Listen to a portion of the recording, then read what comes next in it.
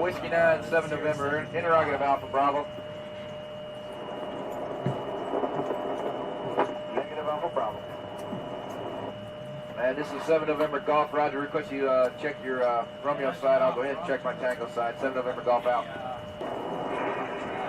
November 8-5, and 8-5, 7 November, say again. 7 November, go. I copied a while ago, 1 Charlie transmission that my thing used, November, go, 1 Charlie, and 8-5, this is 7 November, Charlie. Now 1 Charlie, 7 November, go. This is 1 Charlie, reference to your last, you're Brandon 158, extra 5 cross, 1200 between teams and local. Also request your unit take outbound Nexus to see if we can try to get Whiskey 9 and 8 for pause with the playground. And this is 7 November, Roger, stand by. Got that. Got it? Alright. And all units, this is 7 November Golf. My unit Alpha, Echo, X-ray Alpha Alpha in there.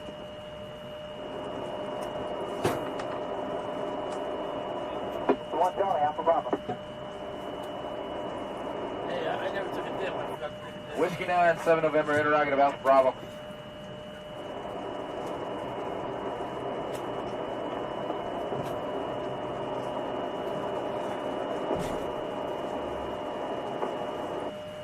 Whiskey 9, Yankee, 7 November Golf, over.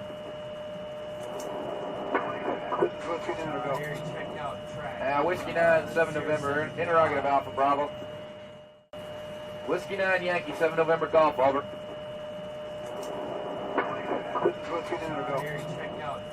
Whiskey 9, 7 November, interrogative Alpha Bravo.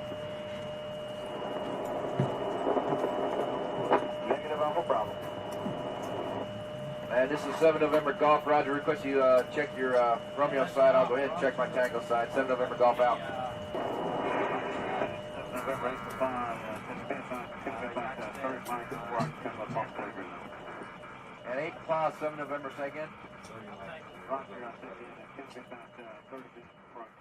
7 November, go.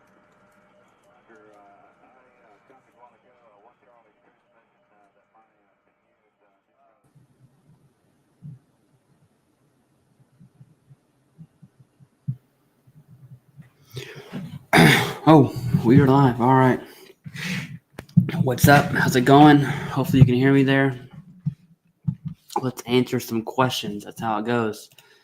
All right, Humber Hatter. I see your message on Discord. I will get to it at some point after this live. All right, Jonathan Humphreys. I got some emails to reply to as well. Been really busy this week. What's up, Clean Music Lover? Hey, how's it going? What's up? What's up? Got that. Betty. How's it going? Billy Hartman, moderator on here on YouTube as well as Discord, which reminds me, I need to post the Discord link. Let me do that real quick, and then I'll get back to answering some questions here. I got to pin the Discord link because I'm going to get 1 billion people asking about the Discord link.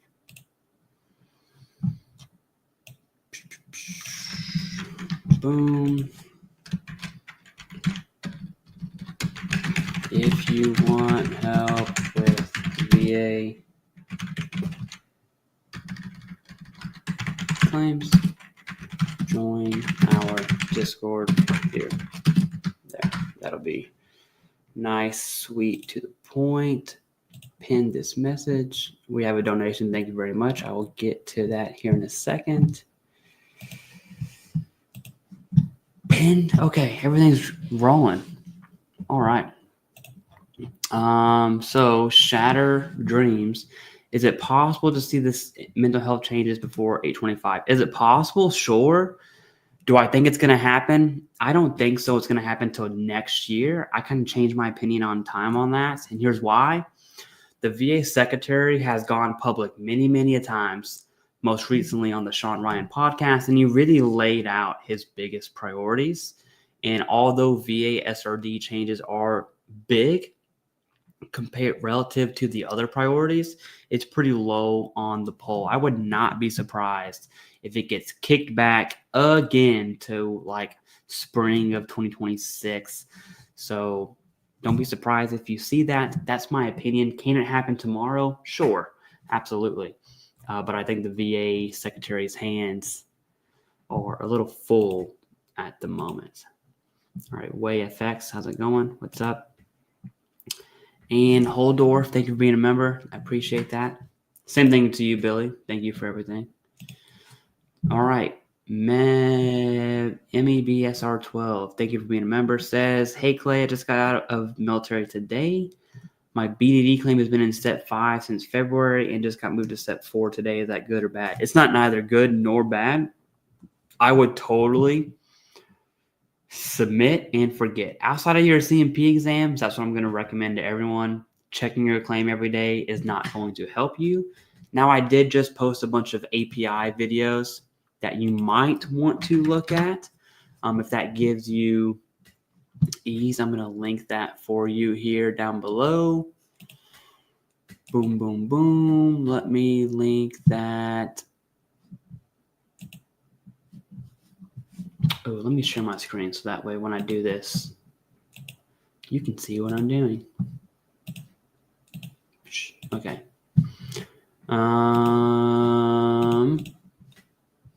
This is the big one here. You will probably need, yeah, let's do the big one. Let's just get it all.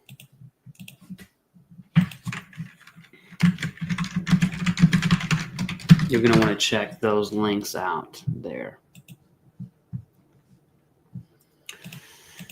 All right, what happens when you do surgery to remove a static disability? Okay, loaded question here. First, what disability are we talking about? Because a knee replacement on a knee, is going to elevate even a 10% rating to minimum of 30%. Surgery is going to come with residuals. All right, you can see here, maybe you can see it, huge scar going down, kind of going around here. That surgery, you're going to have residuals, even for a heart condition, whether it's like a valve replacement or you're stitching a valve, whatever that looks like, there's going to be residuals. And even if it goes from severe to mild, it's still something to consider. But throughout the CFR, you'll see surgery stuff sometimes required, like for plantar fasciitis, for sinusitis. Those two come to mind. And then the knee, of course. So it just depends what we're talking about, dude. Normal, yeah, probably for that stuff. Jonathan Humphrey says, if I'm over 100%, I couldn't be IU anymore, right? I just finished orientation for VeteranAI. So I have a lot of questions here. I'm going to assume that you were TDIU, you submitted more claims, and now you're still 100% scheduler with the TDIU designation. 100%. What I would do is just really call the VA, ask them about your TDIU. What does that look like for you? You're going through VeteranAI to be employed. Really hammer that prior to getting that position, just to be extra cautious. And I wouldn't rely on the VA to automatically do anything personally, especially with something like TDIU.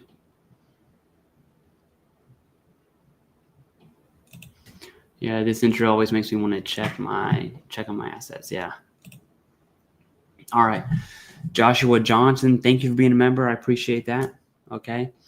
Says, if I get secondary radiculopathy from lumbar, did I miss something? No. Okay. Sorry. If I get secondary radiculopathy from lumbar, which causes pain through hips since service, could I secondary the foot issues I've had since service that I never got seen for in service? You want to connect a foot condition, whether it's flat feet, plantar fasciitis, whatever you got going on, to your back in some way, shape, or form, and or your nerve damage from your lower spine pinching your sciatic nerve. Is it possible? Theoretically, anything can be secondary to anything given the evidence. That's how I like to explain secondaries. The evidence piece I would focus on. I will tell you this straight up. Going top down is generally more difficult than bottom up. So for instance, pronounced severe flat feet is likely going to cause ankle conditions, knee conditions, back conditions versus back, hips, and nerve causing knee or foot conditions, probably foot conditions. Not saying it's impossible. You can do it. But I'm curious to know the evidence that you have, not your opinion, the evidence from your treating physician and what they think your foot conditions stem from. There's also still the direct service connection. I don't know how long you've been out of service. I'm going to guess it's been a while. So that might be, a hill you have to climb over at some point. But anyways, those are my thoughts. Michael Jefferson, thank you for being a member. Says, Clay, I'm now 100% for diabetes and 100% for asthma with SMCK for ED. Will this give me to SMC O or R1? Certainly S, housebound, aid and attendance, sometimes it's called. I have to really look at SMC O through R1.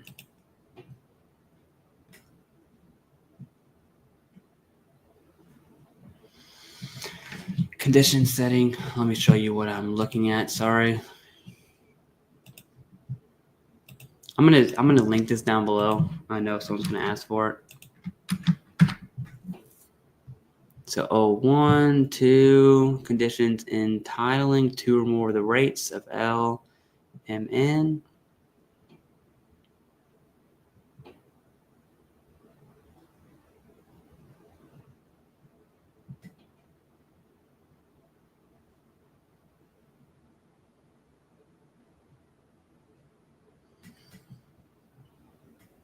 At first glance, I don't think O.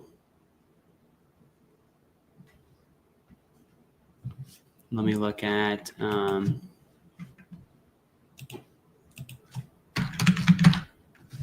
SMCR. And then here's SMCR.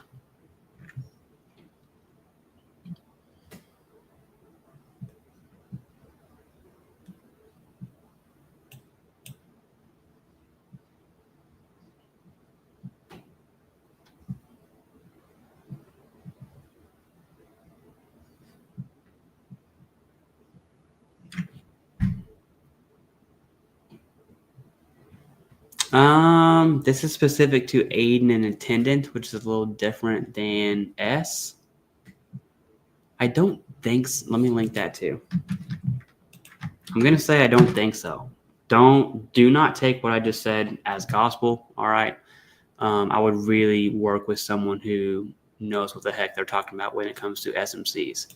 First glance, it seems weird, but certainly S. Okay. You should absolutely be getting something over SMCK. That I can say. I wonder if there is someone smarter than me here. Let me go see if anyone's here. What I would do, Michael, you're a Jefferson, or you're a member of the Discord. Definitely throw that question and ask your questions in Discord. You're going to have some people who are way smarter than me answer that question. At first glance, it doesn't look like it, but certainly over K. Is how I'm going to answer that. All right. Hey, Clay, have you ever heard of someone's intent to file expiring due to technical difficulties and the rater granting the ITF date? You mean like the VA website was down and it was the very last day of the intent to file and the veteran wanted to file, but they didn't, so maybe they did it the day after. And then the VA still granted the intent to file back to the original date, which is about a year ago. I haven't heard that. I don't think it's too far out of possibility, but there are multiple ways to file. I don't even know why someone would wait till the very last second anyways. But to answer your question, have I heard of it? No, I have not. Doesn't mean it's not possible, but it's definitely not a position I would put myself in to begin with.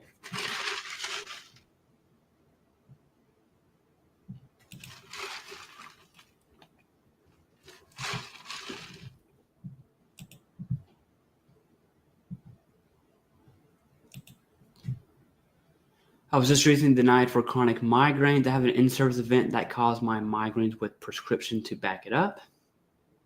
How would I go about appealing this claim?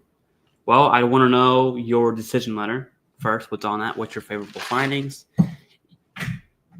If you do have an in-service event, you have a chronic or current and chronic diagnosis, I would want to know what your decision letter says specifically.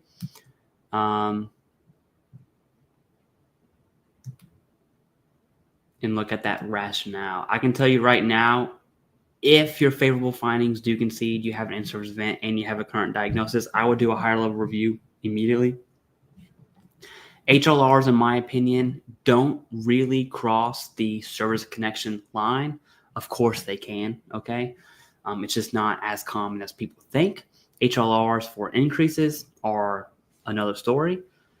Supplemental claims really cross that service connection line. Totally in my opinion there. But at first glance here, I would do an HLR assuming your decision letter concedes you have the in-service event and you have the current and chronic diagnosis there. I also want to know, is that private? Did your prescription come from private insurance, private records? Does the VA even have access to those? There's a few questions there I would really look at before giving you my final ominous dominus. All right. Had a in-person CMP exam through QTC done for TD2, T2DM. I don't even know what that is. At least as likely as not due to obesity link provided, but VA asked for clarification, which was done by QTC. Okay, well, you have the positive Nexus, so maybe there's obviously an error somewhere because the VA wouldn't be reaching back out. But with a different provider without my presence, which that provider provided a negative opinion, now VA has denied my HLR appeal. Okay, there is some stuff going on here. I want to know if you have your hands on the original DBQ here.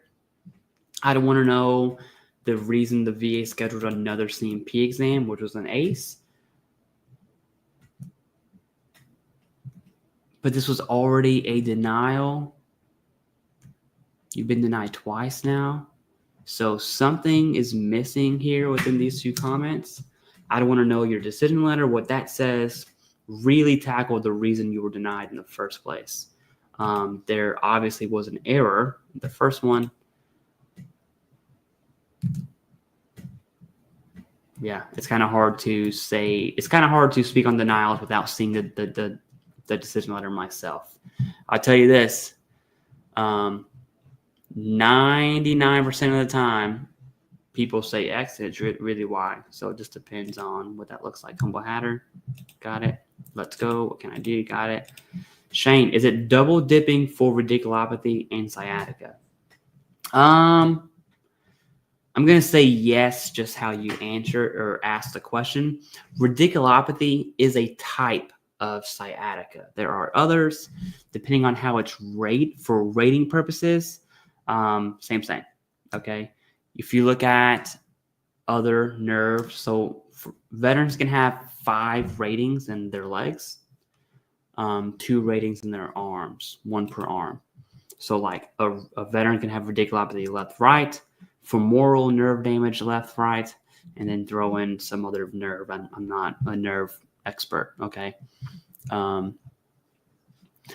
So you can have multiple ratings there, but radiculopathy is a type of sciatica. So you're basically saying it's apples and apples. Apples in the apple tree, I would say. Discord's where it's at. If you don't follow, tap in. Yes, you should absolutely be a member of the Discord. Thanks for moderating. Yep, awesome. All right. Good day, cool beans. Join the Discord. It's a pinned comment with the link there. I'm getting tons of emails. Let me check this real quick.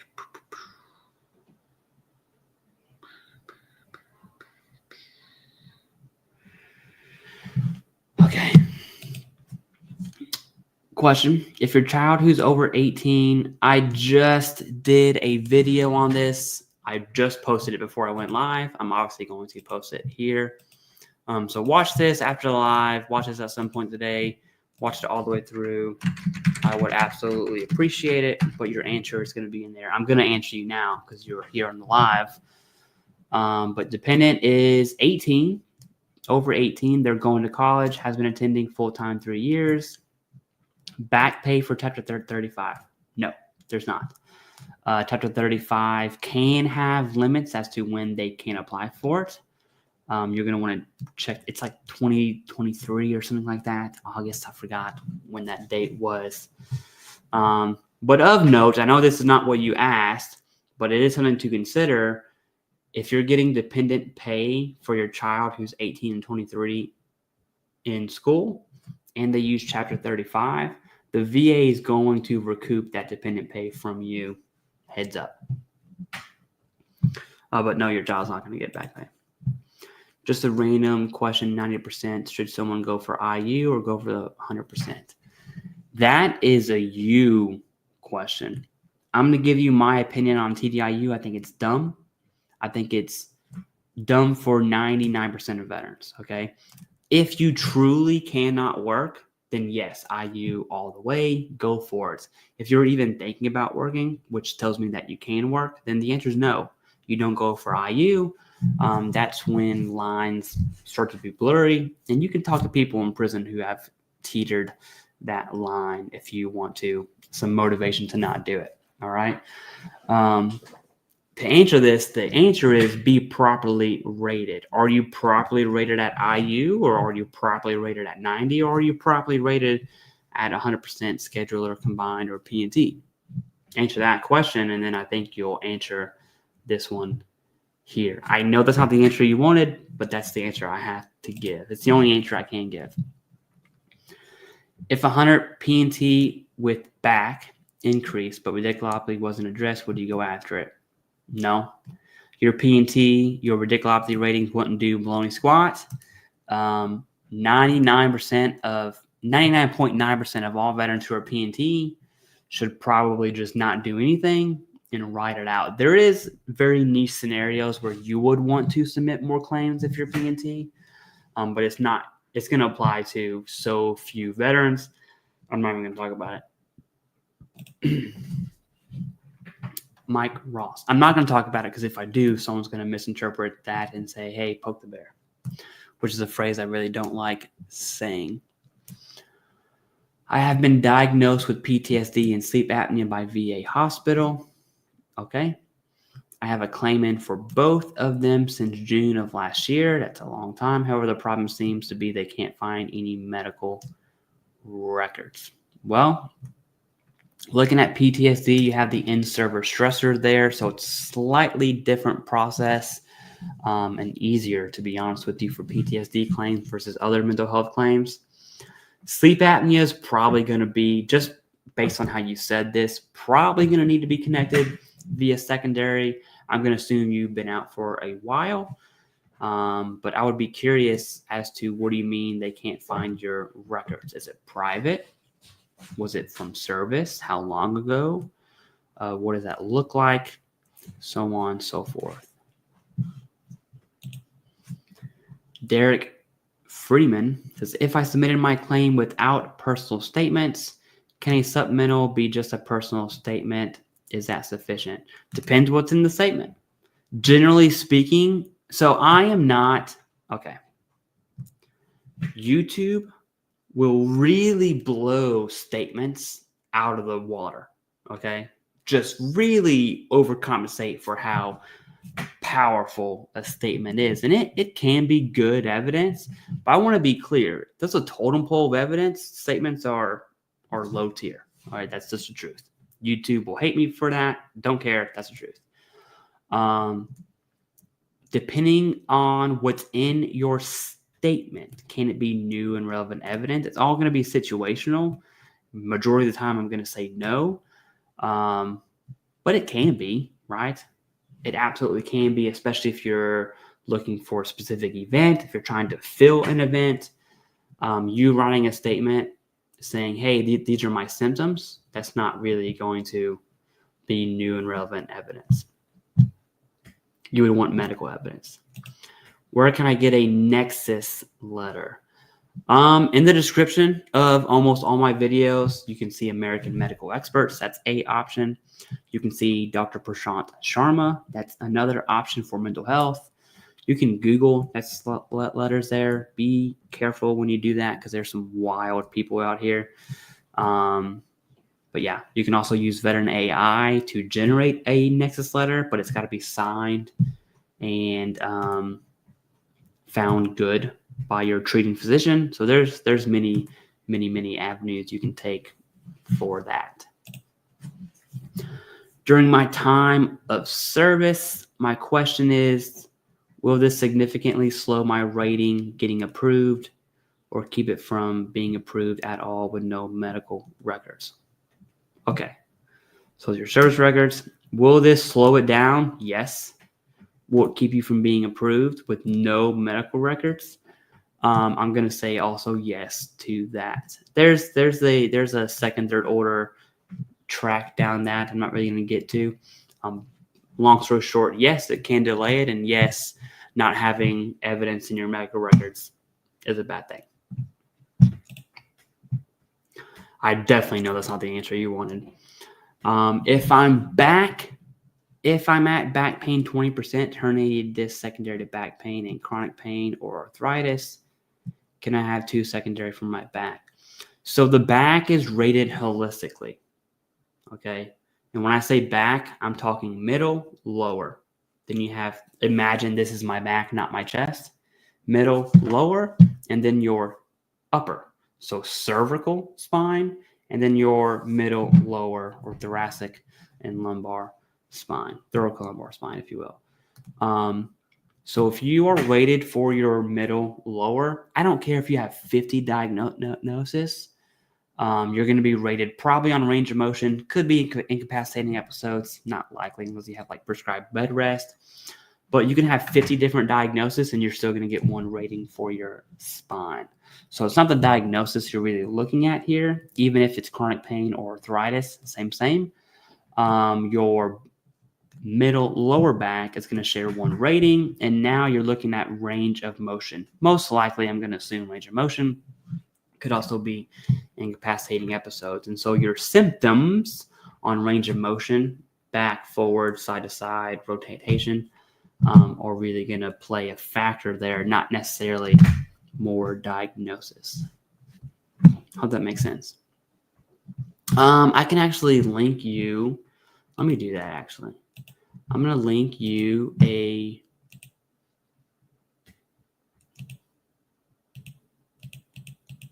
back video that explains that more.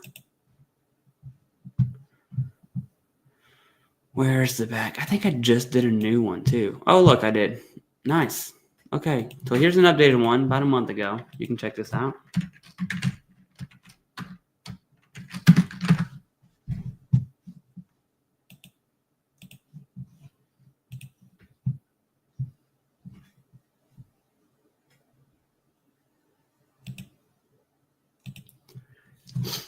Hey, Clay.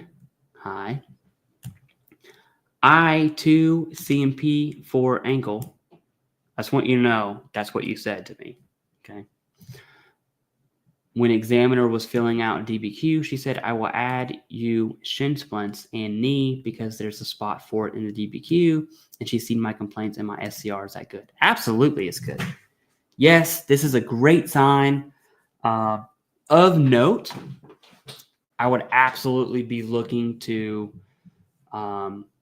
look at those claims, be on top of that, and one of two things can happen.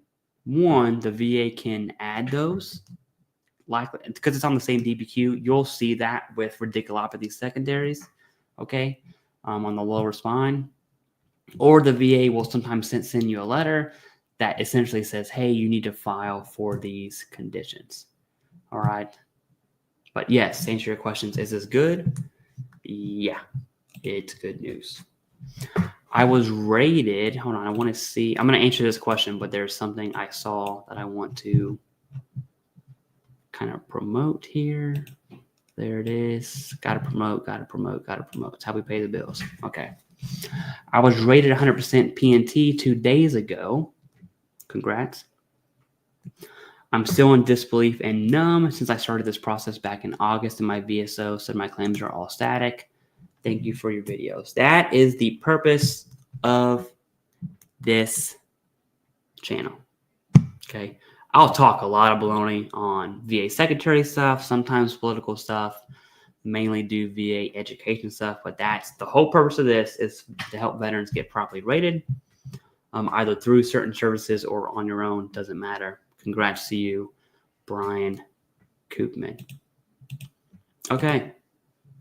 On that note, Caleb Escamilla says, super excited, just got my gamer core ordered today. I'm going to tell people what that is. I have mine always beside me. And also have my CMP exam in 1 hour for an increase for migraines. I think I got this from the bag. Any thoughts? Yes, I do have thoughts. First, I'm going to link you a video because I'm going to explain this fairly quick here.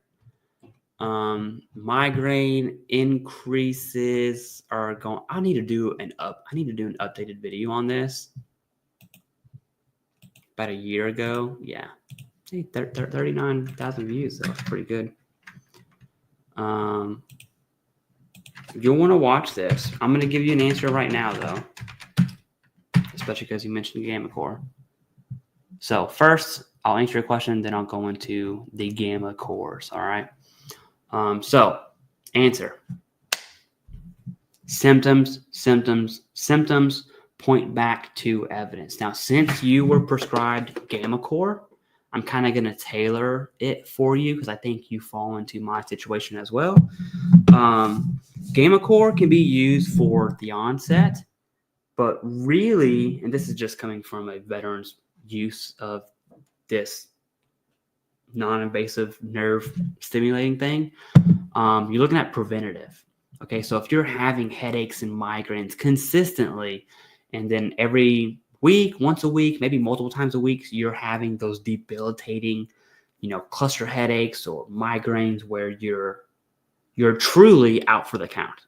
If you've had that migraine that you would rather blow your brains out, that's the level of migraine I'm talking about. This is not some headache that Tylenol will cure. Okay. There's a difference there. I'm going to assume you're more on this side because you're looking at like preventative treatments like Gamma Core. That's like the type of evidence you really need to express to the examiner saying, hey, I've requested Gamma Core. I'm doing preventative treatments because I've had this many debilitating migraines. Here are my symptoms, blah, blah, blah, blah, blah, per month. Whether you're on a triptan like a Suma, there's other medications where like it dissolves on your tongue. There's some medications you take at nighttime that helps for migraines. It also has some sleep, some mood, anxiety type effects as well, or it helps those. But with all medications, everyone's going to react differently. All right. So you want to describe all of that, all the medications you're on, all the treatments you're on. There you go. That's how you do it. Thank you for being a member. Gamma Core, migraine treatment. I use it preventatively. Put it here, 2 minutes. I could actually use it right now. Yeah, let's do that. I'll use it now and then I'll get back to you. I totally should have put the gel on first. Need to use it anyways. Let's do this really quick to show you how quick this is.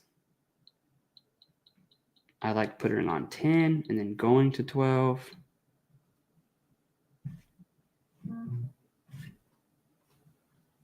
My wife texted me. Hold on. Whoops, I forgot something. Okay, but hope that answers your question. Okay. So this is the nerve thing right now. That's it. It takes 2 minutes. I'm going to do it twice. Clay, what can I do to get a one-on-one from you? I'm really hoping to get your opinion. Well, I just canceled the one-on-ones, actually. I have 3 in the chute. I'm waiting. I'm going to open them up in May. It's going to be a whole new design, a whole new team. I'm going to hold on that announcement. It's going to be a big announcement. People are probably going to hate me for it. Don't care when that comes. So stay tuned for that one. Separated November 4th, 2024. I was at step 5, then moved back to step 3 because of missing reserve evidence. You're a reservist. That matters. They didn't say what evidence they need, D214 or deployment info. They need evidence of your claim. So if you're submitting a knee disability, you're going to have like a line of duty, LOD, any medical evidence or even evidence other than medical that's surrounding that condition. I'm only saying LOD because you said missing reserve evidence. And so that's a hill you're going to have to climb. And I want to tell you this straight up. I think people beat around the bush too much here. Reserves and guard get shafted more than anyone when it comes to submitting VA disability claims. And that's the truth. And I don't like saying it, but that is a reality. And so what that means to you as a reservist is you really need to do your due diligence up front, more so than active duty service members when it comes to gathering evidence for your claim. I know that's not the answer that you wanted, but that is the answer that I'm going to give here. Let me put this back on 10 and walk it up to 12.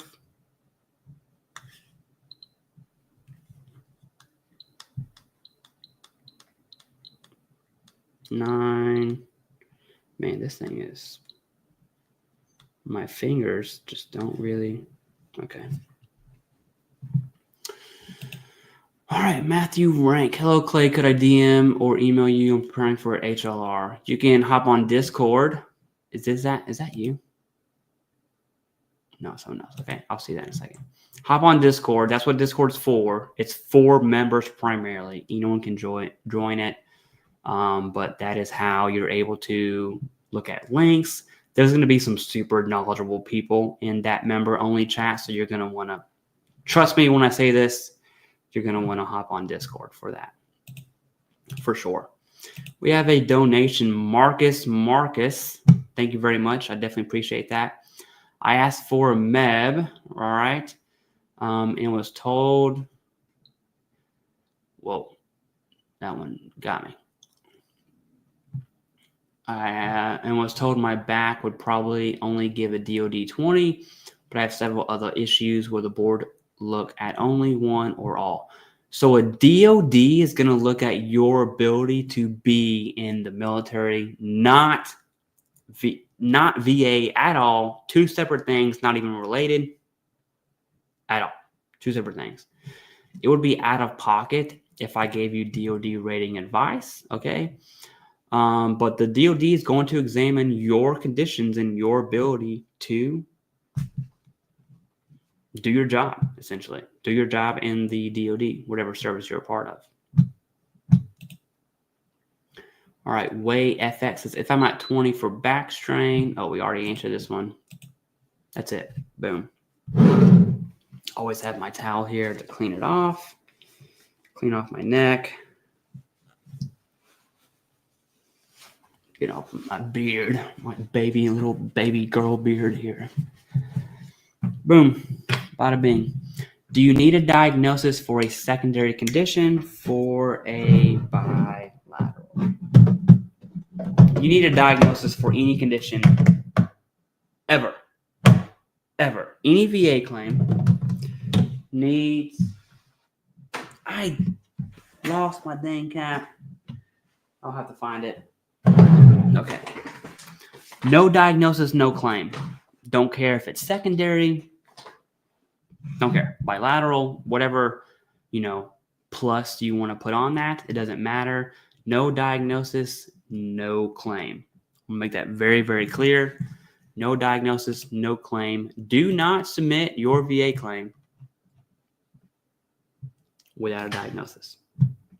I'm serious about that. It's with the exception of BDD in 1 year window. What it do, bro? How's it going? William Griffin says, do you think they will expand the number of health issues of Camp Lejeune victims? No, I don't.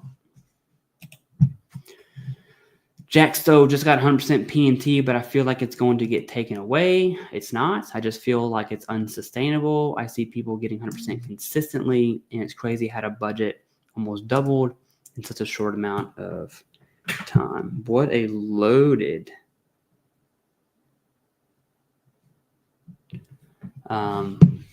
statement here. Sustainability, you have an argument there. I think that's why we're going to see some serious, crazy, major VASRD changes. I don't think they're going to be favorable. Is it going to be taken away? No, it's not. Okay. Tango Demorius says, claim for IBS submitted, colonoscopy done, CMP done. I see that here in a second. Didn't file for hemorrhoids, but have them. Should I file them secondary? Okay. Should you file your claim direct or secondary or via presumptive or TARA? Okay. This kind of the same for how to file your claim. What does your evidence say? Does your evidence suggest your hemorrhoids came from IBS? Does your evidence, do you have evidence from service? Okay. You follow the trail of your evidence, and that's going to tell you how you should submit your claim. That goes for anything, right? Now, because you asked this, I'm going to assume secondary, but you're still going to want evidence for that. Okay, Terry Klein, thank you very much, dude. I appreciate that. My family appreciates that. And my kids, all four of them, definitely appreciate it. Says Clay, love what you do. The page, the info, our 1v1 played a major part to me getting there. Major thanks. Hey, congrats. Thank you for doing the private Q&A. We will be rolling a whole new face on private Q&As here shortly.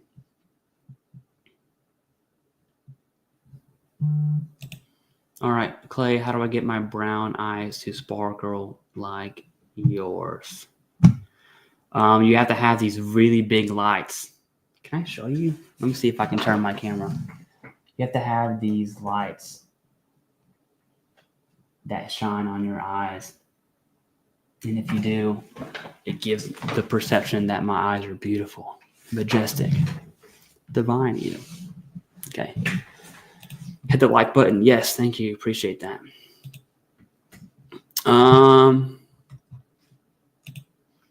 Everybody, don't forget to hit the like button. That helps get the video out to more people. It absolutely does. For sure. Okay, Jamie Gonzalez says, after getting certified for sleep apnea through higher level review, congrats. Is a statement in support enough to try and get the earlier effective date? So I can't do HLR and HLR. You can HLR the effective date. You're not doing a higher level review on the claim itself, just the effective date.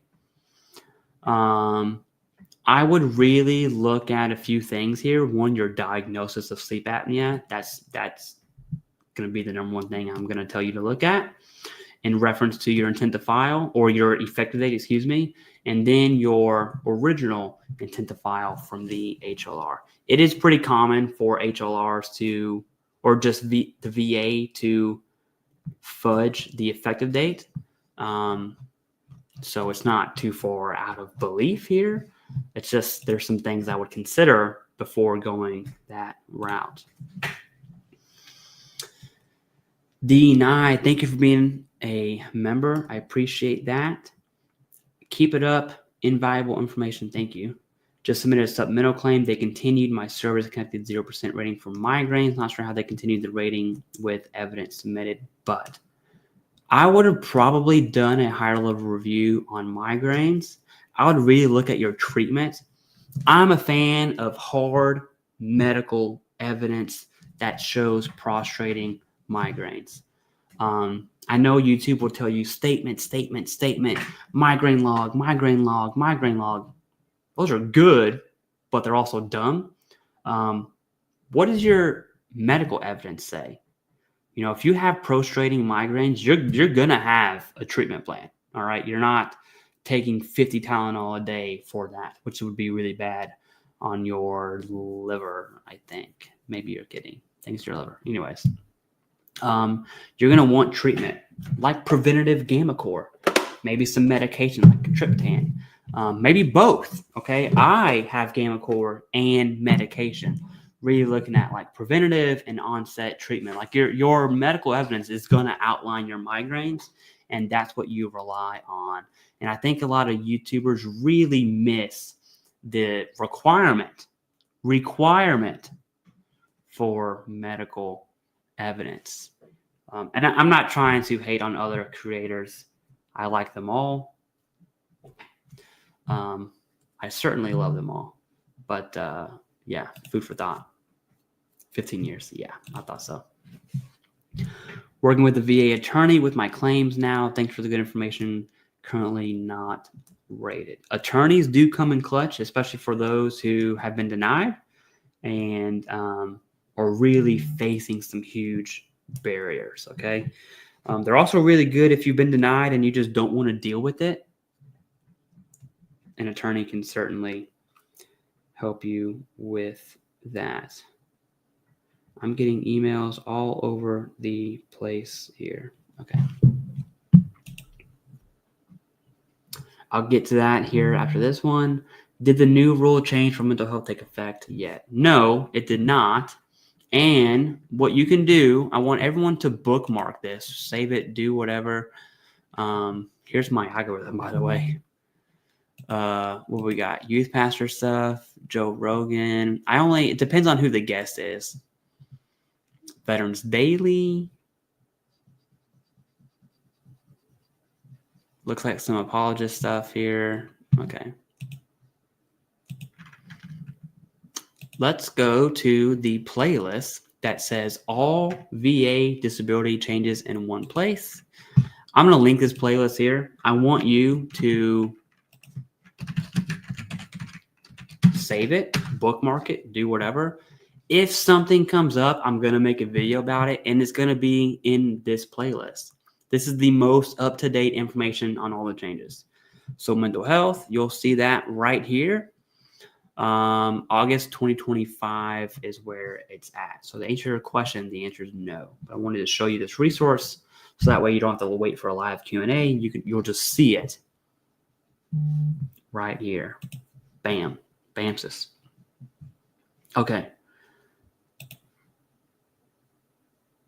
Let's look at Nikki P. Thank you very much for this donation. I absolutely appreciate that. My wife is calling me. Hold on. Yes. I know I will. Give me 10 minutes. I'll do it. Well, now I'm going in for meeting, so I don't know when I'm going to do it. And I need to do that by 5. Okay. You're very welcome. That was a sarcastic. You're very welcome, in case you're wondering. Okay, how can a Vietnam War veteran get service connected for PTSD from the war if they're suffering with dementia now? That could be an issue, all right? I don't think it's as big of an issue as it seems like face value. First, look at the evidence from service, especially from PTSD from an in-service stressor event. I'm going to assume we're talking combat related because you said Vietnam War veteran. If that's the case, it's actually much, much easier than it seems. So first off, my first advice is submit the claim. At some point, we have to let VA do VA things. And I think this is a moment where the VA should be doing VA things. So submit the claim for PTSD combat related, let it ride. Dementia, that is an issue. I would also look at any evidence from spouse, if able, from children, police reports of like domestic violence issues. And I'm only bringing that up just to have you think outside the box. Anything that's correlating to mental health symptoms. But for service connection, it's probably easier than you think, assuming the war veteran here. So, baseline, submit the claim. Okay. Off the top of your head, do you know if there's a state that has free college tuition for children of P&T and the veteran is a resident of another state? No. There's 2 criteria I've seen for, oh my goodness, dude, for in-state tuition for states. One is if you did not enlist commission out of that state, you have to have a 5-year residency. So Virginia's that way, Alabama's that way. I'm not sure about the other states like Kentucky, Florida, Texas, California. You have to look at that individual state. If you are a resident of another state, I don't know, I could be wrong, but I don't know of any state that would allow that, because it's your taxpayer dollars. That's really the benefit to that state. So why would they then allow someone else to use those and not a state resident? So I don't think so. On lunch break, and first time I've seen you live. Hey, thank you for joining us on your lunch break. I definitely appreciate that. Don't forget to join the Discord here. Here's our infamous Discord moderator here. And yes, if you have any questions on Discord, you can just hit him up. He'll take that. Have you ever seen any SMCs for lung conditions? Well, you have the reproductive, well, not the reproductive organ. I mean, there's cancer, so technically that could open up the door to SMCs based on how that's rated in your other disabilities. Have I seen it? No. Is it possible? Absolutely. How's it been being a full-time YouTuber? Dude, okay. This is a great question. I'm actually going to answer this one in full. So my whole plan was to be a good steward of the opportunity that's been given to me. And so I started making plans to go full-time in October of 24. I didn't go full-time till the end of February, or beginning of March, I should say. And so I was already making plans, making preparation. I went back to school for youth and family ministry. I'm in theology college right now through Grand Canyon University. I'm almost finished.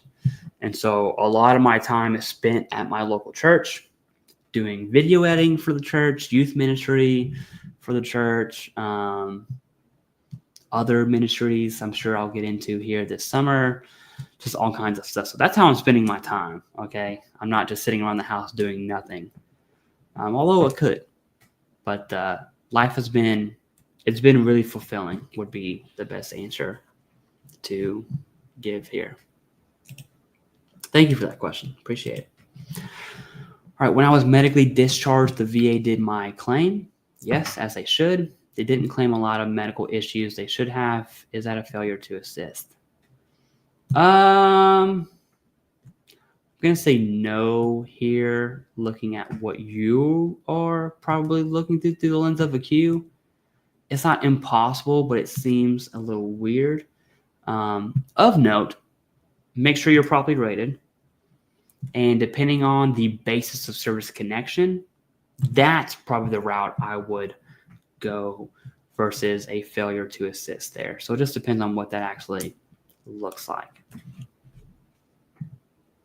I think we're conflating DoD ratings with VA ratings and then that IDES process.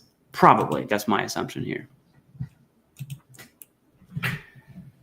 Got denied for ED. I have a diagnosis and I'm taking meds for it. Is it worth getting a Nexus letter? No, it's not. I want to know why you were denied in the first place. Where does your ED stem from? Is it like mental health medication? Are you connected for mental health? Is the medication you're using for your mental health? I would want to know that, because ED is generally one of the easiest secondaries to submit. Primarily on mental health medication. But I don't think it's worth a Nexus letter. Can you? Sure, go for it. If you got money, if you're using money to wipe your butt, sure, go for it. There's nothing wrong with it. Bro Clay trying to help my pops. He has 70 for mental health. trying to get secondary IBS to his mental health. Was curious if his hemorrhoids could be secondary to IBS. Was that pyramiding? Nope. Separate ratings. It could be. It could also not be. But to answer your question, no, it's not. Yes, the family is doing pretty solid. Appreciate that.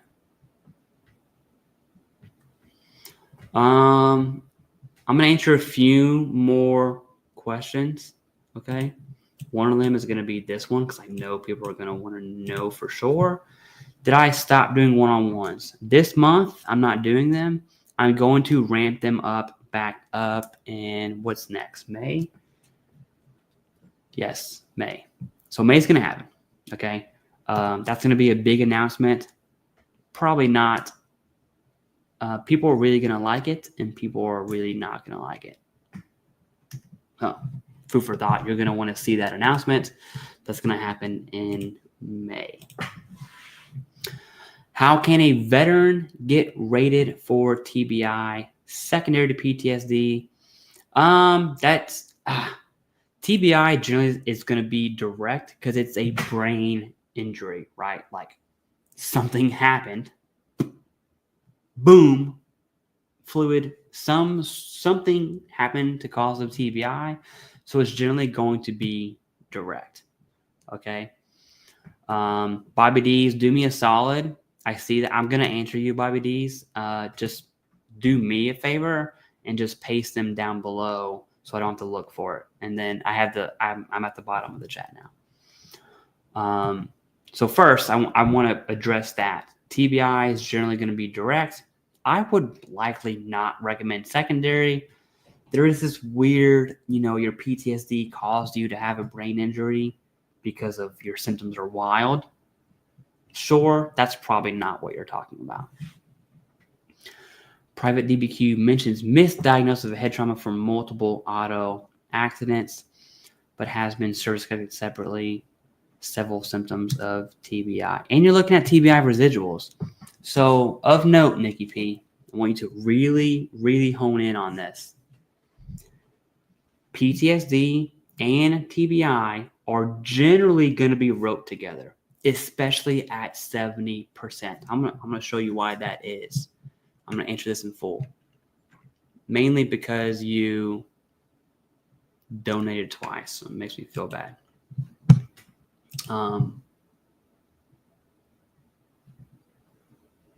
Where are we at? Okay.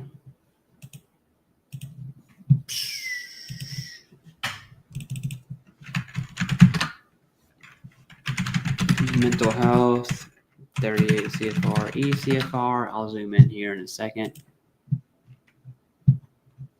All right, this is where we're at. At 70%, deficiencies in most with deficiencies in most areas such as work, school, family, judgment, TBI-esque, thinking, TBI-esque, mood, both-esque, due to symptoms such as, and then looking at the TBI-esque, speech intermittent, illogical, obscure, irrelevant, maybe some impulse control. That could be both. Spatial disorientation. That's a huge one. Okay. Both.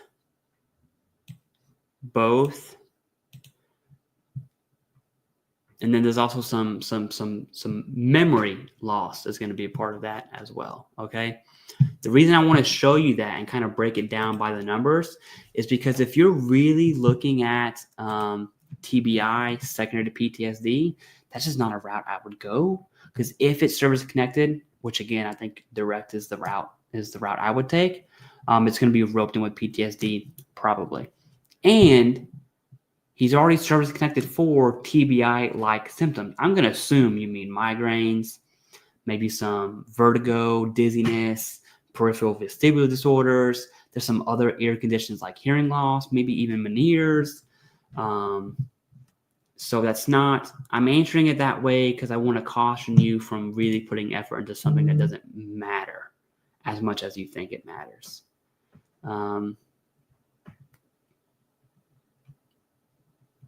Okay, Bobby D's. Thank you. 2 questions. Boom. No, that's not Bobby D's. I'll answer yours because I clicked on it. I see this one. I'd like to get the other one, Bobby. Do you recommend using the outside paid companies to help with claims? I mean, VetCon is my recommendation if that's the route you want to take. The answer is clearly yes. I would also look at other options. Yeah, no worries. And thank you for really helping a Vietnam era. If you remember it, I'll still answer it. Okay. Bobby D says, is the gamma core specifically set for you, or is it more of you're able to choose the number? Yeah, so it's up to you, okay? I'm a baby. That's why I hit 12 on this. I don't know if you can see this. Maybe you can if I turn my lights off. What does that look like, by the way?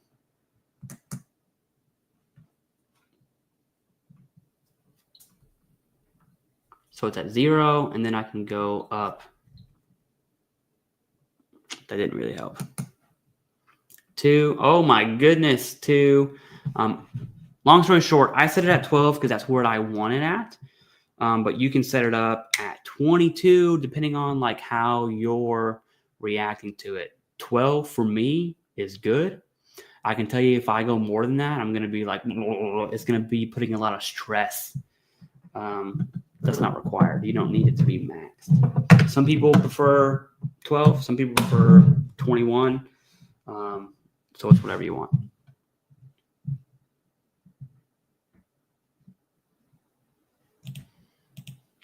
All right, Outlaw. Clay, I am 100% PNT as of yesterday. Congrats, dude. I'm paying it forward by providing a DBQ and Nexus letter with Dr. Sharma. He will be announcing how to win on Concise Psych soon. I think he already did that. And I'm glad you brought that up because that is a moment for me to kind of give him a shout out for this. Free Nexus letter. You heard it right here from Dr. Sharma. He has a video on this. I'm not going to watch it with you, but it's right here. Bam. Free Nexus letter. Can't miss that. Just watch this and you'll get the point. But to you, Outlaw, that's awesome. Thank you very much for your service. Seriously. But free Nexus letter. It's a real thing, by the way. Is it normal to have an ACE that gets turned into an in-person exam? I would say no. It's uncommon for ACE to even call the veteran. Now, if the veteran's being forward, then the examiner will likely call them. And I've seen that happen. But if the veteran just kind of hides out in the dark, no. So is it normal to have an ACE exam that gets turned to I would say no, it's not normal. It's not normal either. But it depends on the involvement of the veteran. Okay. All right. This will be the last question I answer. Christine Jun. Hope I said that right. Jun. Would you be interested in collaborating on a video with a recruiter for the job market these days?